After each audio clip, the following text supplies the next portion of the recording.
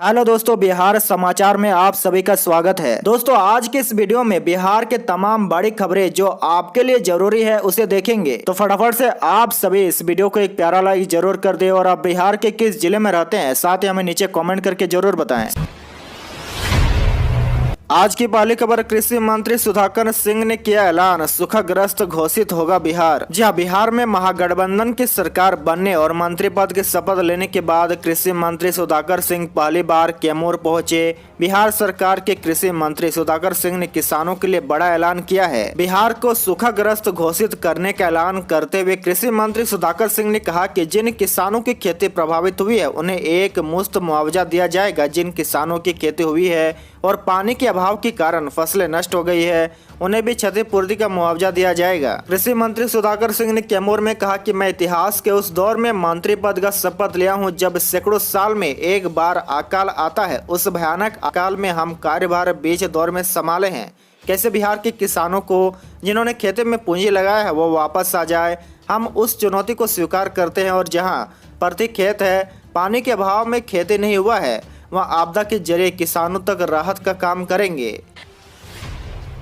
बड़ी खबर, महागठबंधन सरकार के खिलाफ जनहित याचिका दायर, नीतीश तेजस्वी सरकार को बर्खास्त करने की अपील। जी हां, एनडीए में टूट के बाद फिर से नीतीश कुमार के नेतृत्व में महागठबंधन की नई सरकार बनी है। जब से नीतीश तेजस्वी की नई सरकार बनी है तब से विपक्ष लगातार हमलावर नजर आ रहा है। महागठबंधन की सरकार बने अभी हफ्ते भर भी नहीं हुए थे कि अब बर्खास्त करने की मांग उठने लगी है। इसे लेकर पटना हाईकोर्ट में सामाजिक कार्यकर्ता धर्मशिला देवी और अधिवक्ता वरुण सिन्हा की ओर से एक जनहित याचिका दायर की गई है। इसमें नीतीश कुमार की सरकार को असंवैधानिक बताते हुए इसे बर्खास्त करने की अपील की गई है। धर्मशिला देवी और वरुण सिंह की ओर से दायर जनहित याचिका में यह कहा गया है कि 2020 में हुए विधानसभा चुनाव में नीतीश कुमार और उनकी पार्टी जेडीयू एनडीए में शामिल थे। उस वक्त एनडीए के नाम पर उन्हें जनता से बहुमत मिला था। एनडीए के नाम पर नीतीश कुमार सत्ता में आए थे, लेकिन अब अचानक एनडीए से रिश्ता तोड़ उन्होंने पाला बदलते हुए महागठबंधन में शामिल हो गए हैं। महागठबंधन की नई सरकार में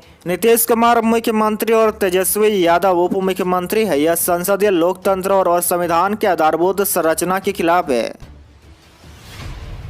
बड़ी खबर, पटना समेत कई जिलों में भारी बारिश, मौसम विभाग का अलर्ट हुआ जारी। जी राजधानी पटना में आज झमाझम बारिश शुरू हो गई है। जन्माष्टमी के दिन से हो रही इस बारिश से लोगों को काफी राहत मिली है। इसके अलावा कई अन्य जिलों में भी बारिश का अलर्ट जारी किया गया है, जिसमें पश्चिमी चंपारण, वैशाली, शेखपुरा, बेगूसराय समेत कई जिले शामिल है। बारिश को लेकर मौसम विभाग ने अलर्ट जारी किया है। मौसम विभाग ने पूर्वी चंपारण, सीतामढ़ी, मुजफ्फरपुर, समस्तीपुर, बक्सर, जहानाबाद, नालंदा, लखीसराय, जमुई, बांका, मुंगेर, खगड़िया में भारी बारिश का अलर्ट जारी किया है। पटना समेत कई जिलों में जोरदार बारिश हो रही है। गर्मी की मार झेल रहे लोगों ने इस बारिश के बाद राहत की सांस ली है। विभाग की माने तो यह बारिश लगातार 3 घंटे तक हो सकती है। बड़ी खबर, बीपीएससी 67वें पीटी परीक्षा का तारीख तय, 20 और 22 सितंबर को एग्जाम। जी हां, पटना से इस वक्त की एक बड़ी खबर सामने आ रही है जो बीपीएससी की परीक्षा से जुड़ी है। 67वें बीपीएससी की पीटी की परीक्षा की तारीखों का ऐलान कर दिया गया है। इस परीक्षा का बेसब्री से परीक्षार्थी इंतजार कर रहे थे। अब उनके इंतजार की घड़ी खत्म हो गई है। 20 और 22 सितम्बर को बीपीएससी पीटी की परीक्षा होगी। 2 शिफ्टों में यह परीक्षा ली जाएगी, जिसमें 6 लाख से ज्यादा परीक्षार्थी शामिल होंगे। आपकी जानकारी के लिए बता दें कि 8 मई को यह परीक्षा रद्द हुई थी। पेपर लीक होने के बाद बीपीएससी ने 67वीं पीटी परीक्षा को रद्द कर दिया था, जिसके बाद सभी सेंटरों की परीक्षा रद्द कर दी गई थी। अब यही परीक्षा 2 दिन आयोजित होगी। बिहार लोक सेवा आयोग ने परीक्षा की तिथि तय कर दी है। 20 और 22 सितम्बर को पीटी की परीक्षा ली जाएगी। बड़ी खबर, बिहार के विभागों ने भेजा रिक्त पदों का ब्यौरा, साल के अंत तक होगी बम्पर बहाली। जहां बिहार में सरकारी नौकरी को लेकर इन दिनों बयानबाजी तेज है। सरकार भी नौकरी सृजन करने की कोशिश कर रही है। गृह विभाग ने कुछ दिन पहले इस संबंधित विभाग और जिलों से रिक्तियों का ब्यौरा मांगा था और सभी ने अब ब्यौरा भेज दिया है। बिहार में पुलिस विभाग ने 12,000 रिक्तियों का ब्यौरा भेजा है। इसमें सब इंस्पेक्टर, सार्जेंट, सहायक जेलर और 10,000 सिपाही के पद शामिल है। कृषि विभाग ने 850 रिक्तियों का ब्यौरा भेजा है। वहीं बिहार सरकार में सबसे ज्यादा रिक्तियां शिक्षा विभाग में है, जहां 1,80,000 शिक्षकों के खाली पड़े पद। जल्द ही नियोजन प्रक्रिया शुरू होने वाली है। कुल 40,506 प्रधान शिक्षकों का भी शिक्षा विभाग और बीपीएससी ने ब्यौरा भेजा है और इन पदों पर जल्दी बहाली शुरू हो सकती है। विभागीय सूत्रों की माने तो सितंबर से शिक्षक नियोजन के 7वें चरण की बहाली प्रक्रिया शुरू हो सकती है, जिसमें सबसे पहले प्रारंभिक स्कूलों में खाली पड़े पदों को भरा जाएगा। अगली बड़ी खबर, बिहार में भूमि सर्वेक्षण के लिए 2745 पदों पर होगी बहाली। भूमि सुधार एवं राजस्व मंत्री आलोक मेहता का ऐलान। जी हां, राजस्व एवं भूमि सुधार विभाग के नव नियुक्त मंत्री आलोक मेहता ने कहा कि राज्य के सभी जिलों में भूमि सर्वेक्षण का काम 5 चरणों में 2024 तक पूरा कर लिया जाएगा। वर्तमान में 20 जिलों में सर्वेक्षण का काम चल रहा है। इन जिलों में 89 अंचलों के 4989 मौजों में इस वर्ष के दिसंबर तक सर्वेक्षण कार्य पूरा करने का लक्ष्य है। मंत्री मेहता गुरुवार को अपने कार्यालय कक्ष में प्रेस से बात कर रहे थे। मंत्री ने ऐलान किया कि विशेष सर्वेक्षण को समय पर पूरा करने के लिए 2745 पदों पर जल्द ही विज्ञापन निकाला जाएगा। संविदा आधारित इन पदों में विशेष सर्वेक्षण सहायक बंदोबस्त पदाधिकारी के 103 पद, कानूनों के 257 पद, विशेष सर्वेक्षण अमीन के 2018 पद, लिपिक के 145 पद और संविदा अमीन के 222 पद शामिल है। बड़ी खबर, पटना के इन जगहों पर बनेंगे 6 भूमिगत मेट्रो स्टेशन। सीएम नीतीश बोले तेजी से पूरा करे काम, पैसे की नहीं होगी कमी। जहां मुख्यमंत्री नीतीश कुमार ने गुरुवार को पटना मेट्रो रेल परियोजना के भूमिगत कार्य का आरंभ किया। जमीन में 82 फीट गहरे गड्ढे में डी वाल केज को भीतर डालकर इसे शुरू किया गया। इस योजना की लागत 1989 करोड़ रुपए लगी गई है। मुख्यमंत्री नीतीश कुमार ने कहा कि काम को लक्षित समय में तेजी से पूरा करे, पैसे की किसी प्रकार की कमी नहीं होने दी जाएगी और सरकार हर संभव सहयोग करेगी।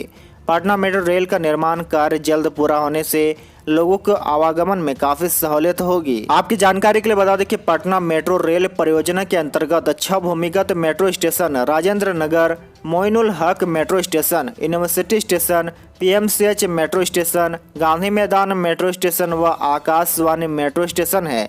इस कॉरिडोर की कुल लंबाई 8.08 किलोमीटर है। बड़ी खबर, नीतीश सरकार के खनन मंत्री रामानंद यादव का ऐलान, सुशील मोदी परिवार की संपत्ति की जांच कराएंगे। जी हां, बिहार के नीतीश कुमार सरकार में खनन और भूतत्व मंत्री रामानंद यादव ने राज्य के पूर्व डिप्टी सीएम और बीजेपी नेता सुशील कुमार मोदी के परिजनों पर जमीन कब्जा करने का आरोप लगाते हुए ऐलान किया कि उनकी संपत्ति की जाँच कराई जाएगी। वैसे जमीन कब्जा का आरोप सही हो या गलत, ऐसे मामलों की जांच का आदेश देना खनन और भूतत्व मंत्रालय के क्षेत्राधिकार से बाहर की बात है। महागठबंधन सरकार के कैबिनेट विस्तार के बाद सुशील मोदी ने दागी और आपराधिक छवि के नेताओं को मंत्री बनाने का आरोप लगाते हुए जिन 4 मंत्रियों का नाम लिया था उनमें से एक रामानंद यादव भी शामिल है। मोदी ने सुरेंद्र यादव, ललित यादव, रामानंद यादव और कार्तिक कुमार का नाम लेकर कहा था कि ये ऐसे लोग हैं जो बाहर निकलते ही लोगों को डर लगता है। बड़ी खबर, स्टूडेंट और अभिभावकों पर महंगाई की मार, कॉपी किताब और स्टेशनरी सामान की कीमतों में 20% का इजाफा। जी हां, स्कूल कॉलेज के स्टूडेंट और उनके अभिभावकों को एक बार फिर से महंगाई का झटका लगा है। कागज और कच्चे माल की लागत बढ़ने से कॉपी किताब और स्टेशनरी की कीमत में एक बार फिर से 15 से 20% की बढ़ोतरी हो गई है। कागज की कीमत में बढ़ोतरी का असर किताबों पर भी पड़ रहा है। कारोबारी इसके लिए स्टेशनरी सामान पर जीएसटी बढ़ोतरी को मुख्य कारण बता रहे हैं। कॉपी किताबों के लिए जरूरी कच्ची लुगदी का बाजार में कमी हुई है, इस कारण से कीमतों में भी इजाफा हो रहा है। बड़ी खबर, बीजेपी ज्वाइन करेंगे आरसीपी सिंह, पूर्व मंत्री ने किया ऐलान। नीतीश कुमार को लेकर कह दी बड़ी बात। जहां पूर्व केंद्रीय मंत्री आरसीपी सिंह ऐलान करते हुए कह दिया कि वह बीजेपी ज्वाइन करेंगे। साथ ही उन्होंने बिहार के मुख्यमंत्री नीतीश कुमार पर निशाना साधते हुए कहा कि वो कुर्सी के लिए किसी भी के साथ जा सकते हैं। आरसीपी सिंह ने कहा कि नीतीश कुमार 7 जन्मों में भी प्रधानमंत्री नहीं बन सकते हैं। 2 दिन पहले ही नालंदा में आरसीपी सिंह को बीजेपी में शामिल होने का न्योता मिला था, तो उस वक्त उन्होंने जवाब दिया था कि वह सही समय पर सही निर्णय लेंगे। उसी समय से माना जा रहा था कि आरसीपी सिंह जल्द ही बीजेपी में शामिल होंगे।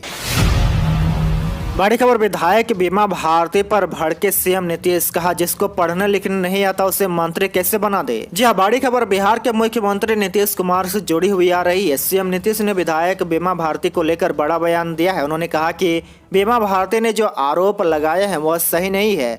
हर किसी को मंत्री नहीं बनाया जा सकता है। भारती की बात गलत है। उन्होंने कहा कि बीमा भारती को ऐसी बात नहीं करनी चाहिए।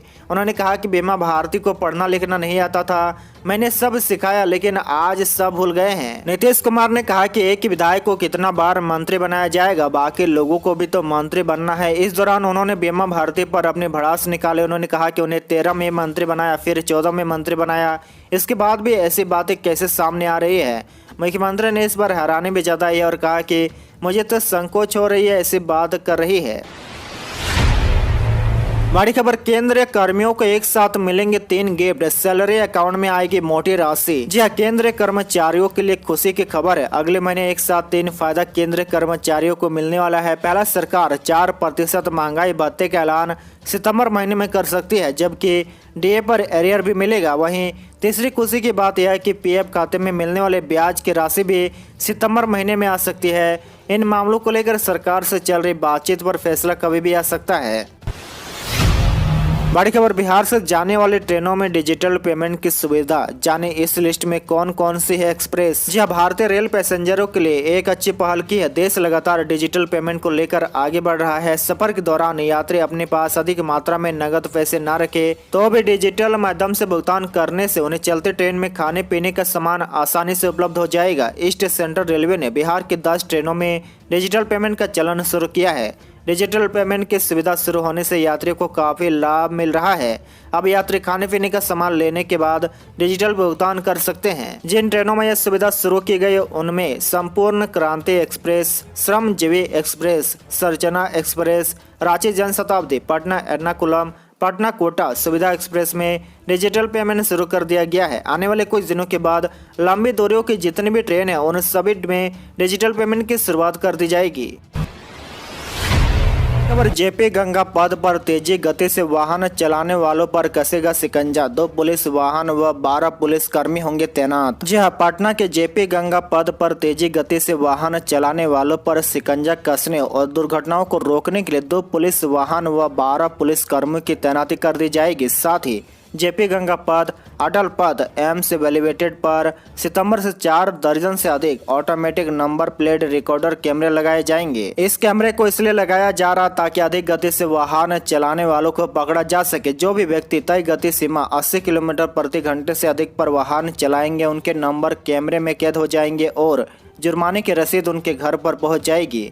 एसएसपी मानवजीत सिंह ढल्लो ने बताया कि सारी प्रक्रिया पूरी कर ली गई है और सितंबर माह से लगाने की कार्रवाई शुरू कर दी जाएगी। आज के लिए बस इतना ही। इसी तरह बिहार के डेली न्यूज देखने के लिए आप हमारे चैनल को जरूर सब्सक्राइब करें।